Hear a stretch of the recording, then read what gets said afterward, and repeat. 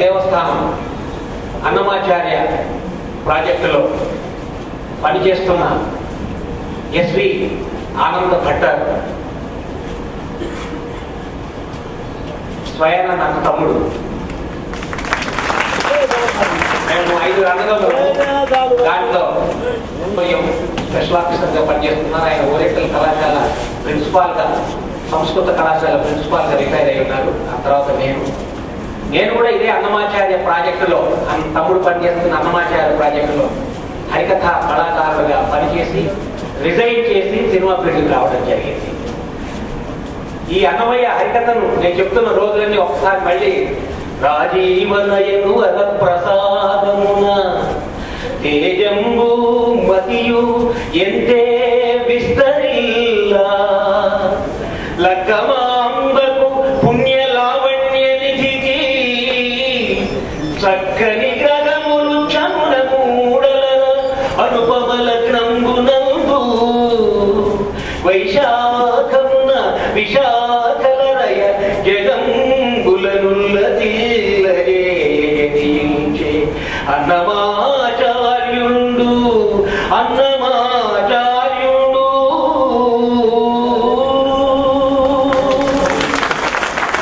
ఇలాగా అన్నమయ్య హరికథని దేశంలో అనేక ప్రాంతాల్లో దాదాపు 4000 సార్లు హరికథగా చెప్పడం జరిగింది.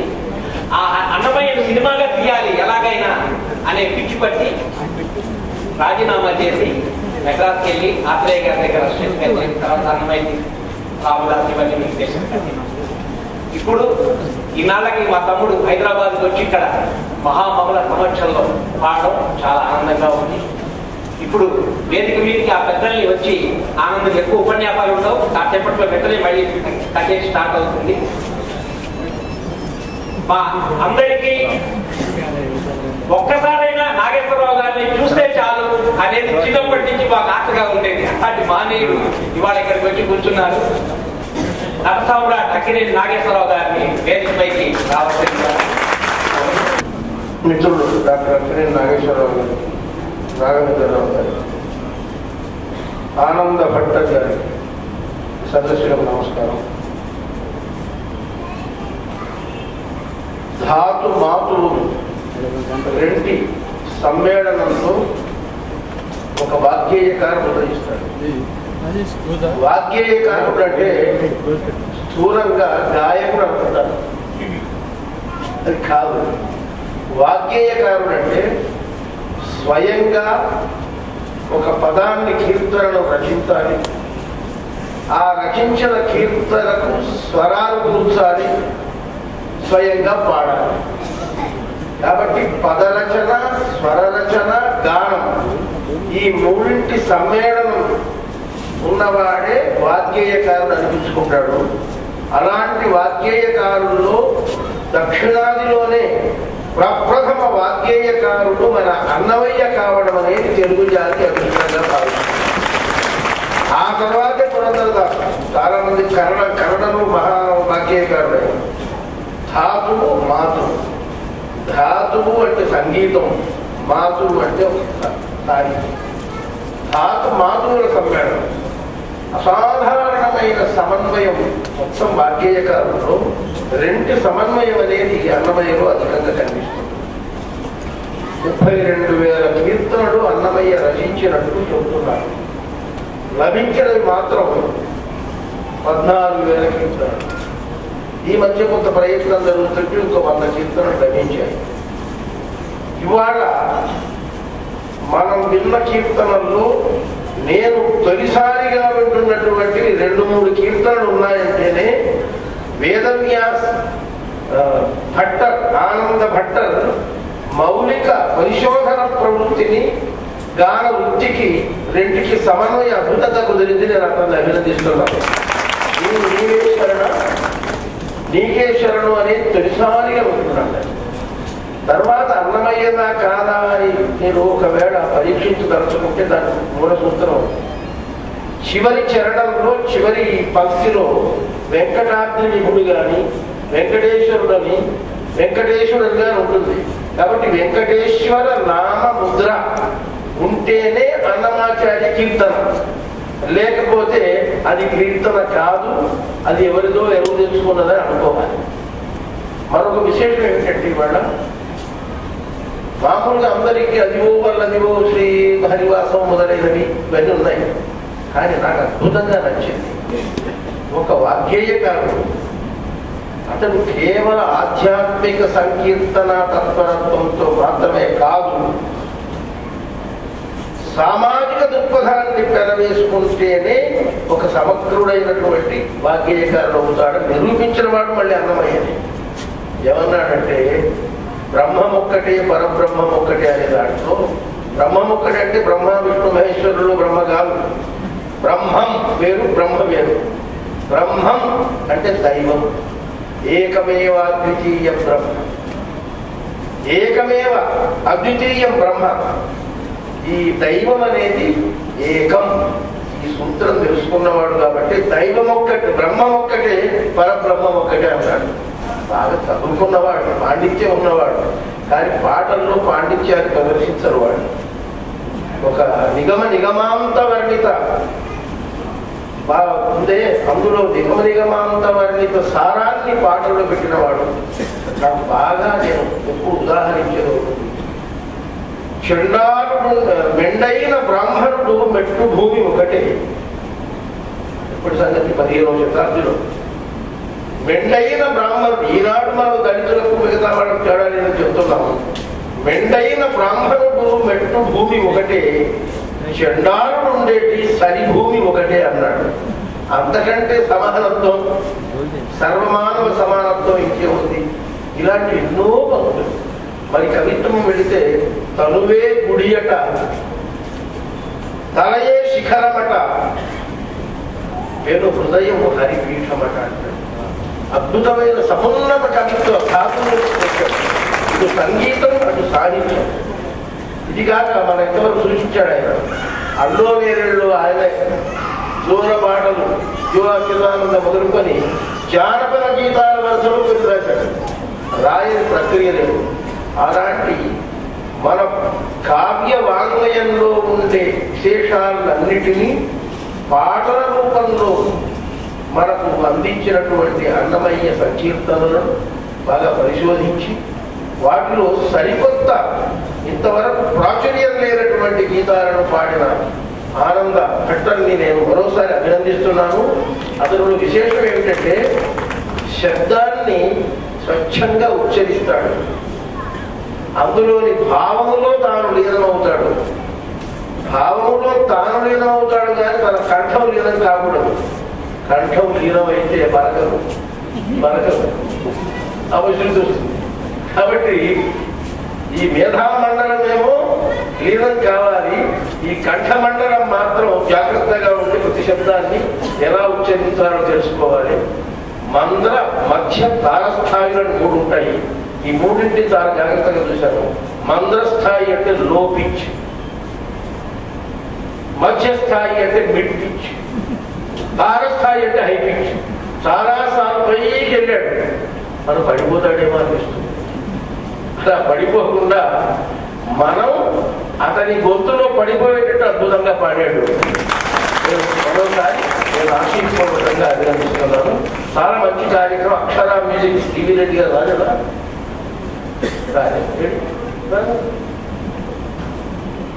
చాలా మంచి కార్యక్రమం ఏర్పాటు చేశాను. నేను నిన్ను కూడా అభినందిస్తున్నాను సార్.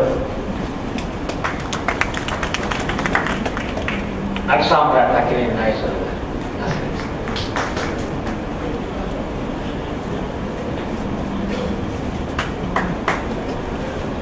మళ్ళీ మా పేర్లు చెప్పుకోవడం ఎందుకు, వేదిక నిలకరించిన పెద్దలకు, సంగీత ప్రియులైన మీ అందరికీ, సాహిత్య ప్రియులైన మీ అందరికీ హృదయపూర్వక నమస్కారాలు.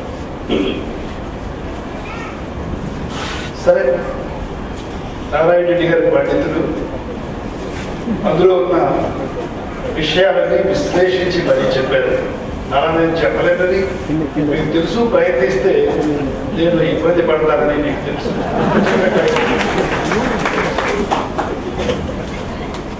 ముందు అన్నమయ్య అంటే ఎవరు నాకు తెలియదు. శోభారాజు గారు ఈ అన్నమయ్య కీర్తనలు పాడుతుంటే కొన్ని అనేక సార్లు వినడం జరిగింది, ఆ సభలో పాల్గొనడం జరిగింది. అన్నమయ్య అనే ఒక వాళ్ళు చెప్పినట్టు అంగీకారుడు ఉన్నాడు. అద్భుతంగా అనేక వేల పాటలు రచించాడు. కొన్ని కనిపించకుండా పోయాయి, కొన్ని ఉన్నాయి. అవి అంతమంది పాడుకుంటున్నారు అనేది మాత్రమే నాకు తెలుసు. తర్వాత మరెవరు మరొక లేడీ కొండవీటి జ్యోతిర్మయ్య చౌదరి, ఆమె కూడా 3 సార్లు పాటలు విని క్యాసెట్ విన్నాను. ఆమె కూడా చాలా బాగా పాడుతుంది. ఆమె కూడా తిరుపతిలో గాయకుల వాళ్ళలో ఉంటారా.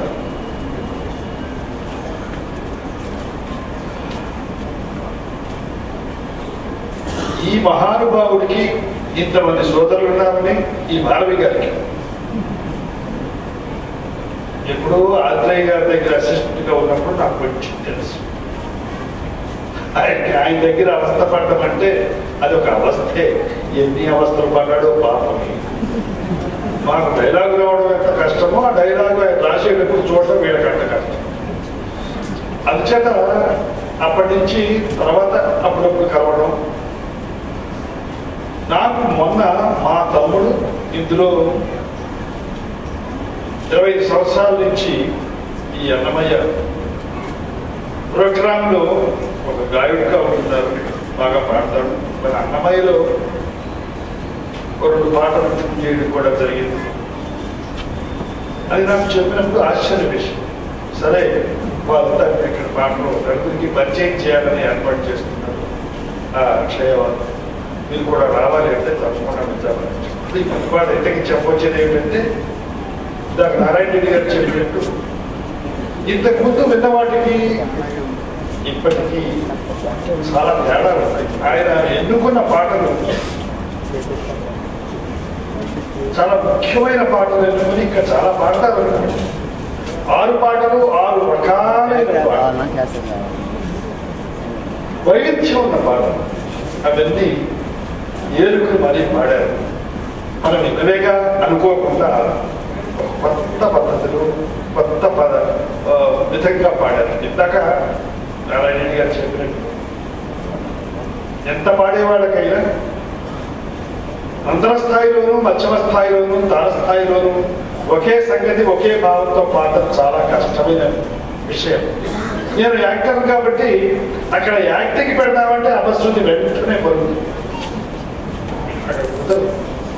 అందుచేత మేమిద్దరం ఆయన పాండిత్యంతోనూ నేను ఒక మహా చక్కటి వ్యక్తిని, చక్కటి గానశక్తి ఉన్న వ్యక్తిని, చక్కటి గాత్రం ఉన్న వ్యక్తిని వారు చెప్పినట్లు ఇప్పుడు ఒత్తులు లేవు, అవి లేవు, ఏమీ లేవు. పాటలు పాడేవాడికి ఇంత శుభ్రంగా చాలా కాలం తర్వాత స్వచ్ఛంగా అక్షరాలు పలికే గాయకులు మనకు దొరికారని నాకు ఆనందంగా ఉంది.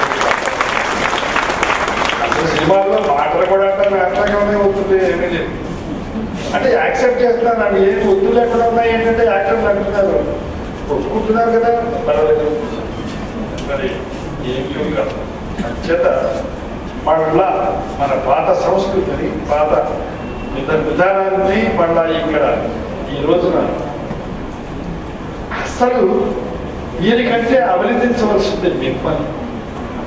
ఈ పాత పాటల్ని ఇంత శ్రద్ధగా మీరు వింటున్నారు, లేచిపోకుండా ఉన్నారు అంటే మిమ్మల్ని అందరికంటే ముందు అభినందించాలని. అసలు ఏదైనా మీ మీద ఆధారపడి ఉంది. ఒక దరిద్ర పిక్చర్ చూడాలన్నా మంచి పిక్చర్ చూడాలన్నా మీపైనే ఆధారపడి. విత్తు ముందా చెట్టు ముందా అన్నట్టు మీరు సరిగ్గా నిరసిస్తే ఎవరు తీస్తారక్కడికి వెళ్ళి. అంచేత ఇప్పుడు బట్టలే ఉండడం లేదు, కష్టంగా ఉంది, చాలా ఇబ్బందిగా ఉంది. బిల్లు కంపెనీకి చాలా దెబ్బ తగ్గుతుంది. పాపం ఎలా బతుకుతారో వాడికి అటువంటి పరిస్థితి. ఒక చక్కటి శాస్త్రీయమైన పద్ధతితో, చక్కటి ఉచ్చారణతో, చక్కటి గాత్రంతో, భావయుక్తంగా మన వేదవ్యాస ఆనందపడ్డం పాడి మనల్ని ఎంతో అలరించారు. ఇలా ఇటువంటి సభలు ఎన్నో జరగాలని, వారు ఎంతో వృద్ధికి రావాలని, చిన్న వయసు వారే కదా, ఎన్నో మరిన్ని మంచి పాటలు చూడండి. ఆఖరి పాట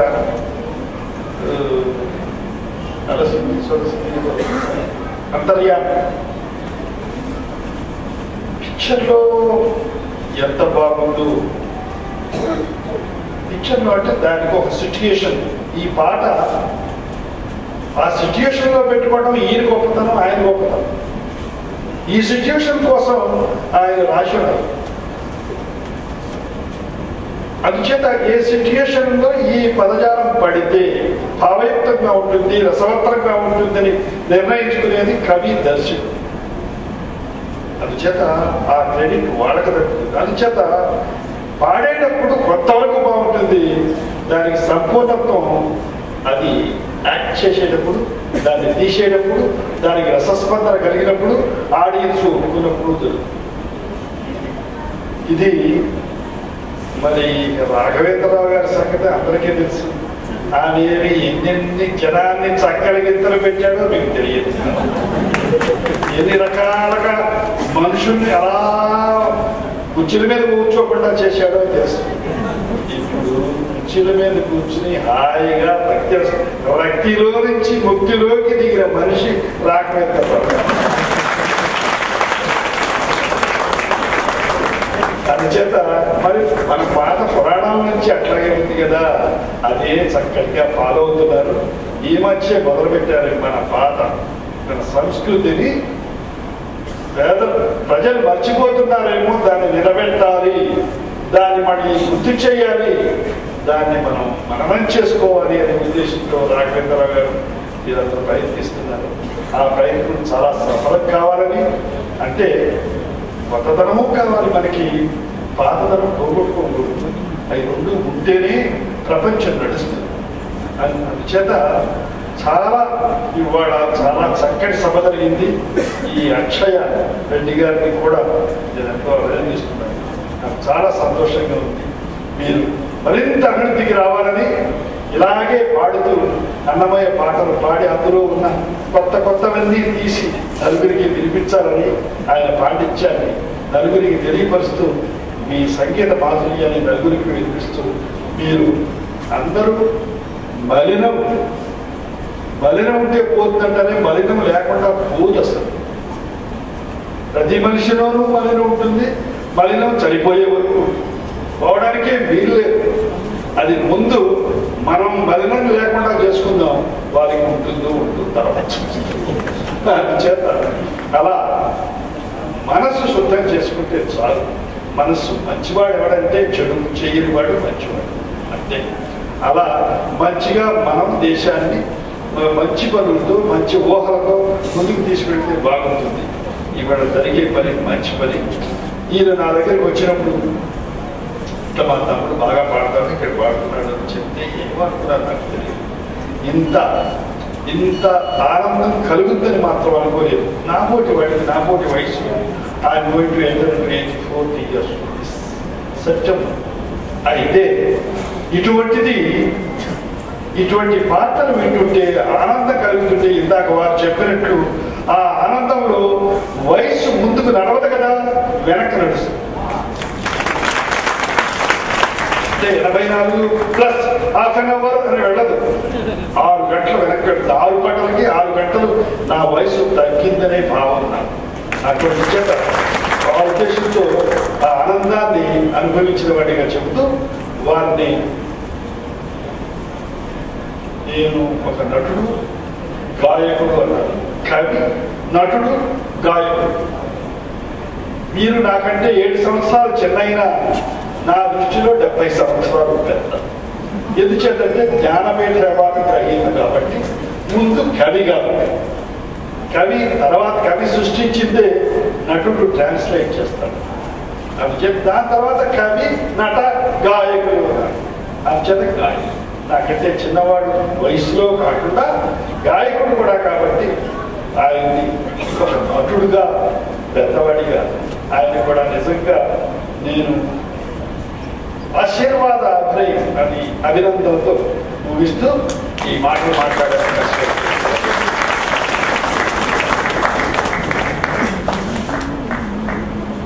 థ్యాంక్ యూ ఆనంద్. నీ వల్ల మా కుటుంబానికి మొత్తానికి ఆశీస్సులు పెరిగాయి. Thank you very much.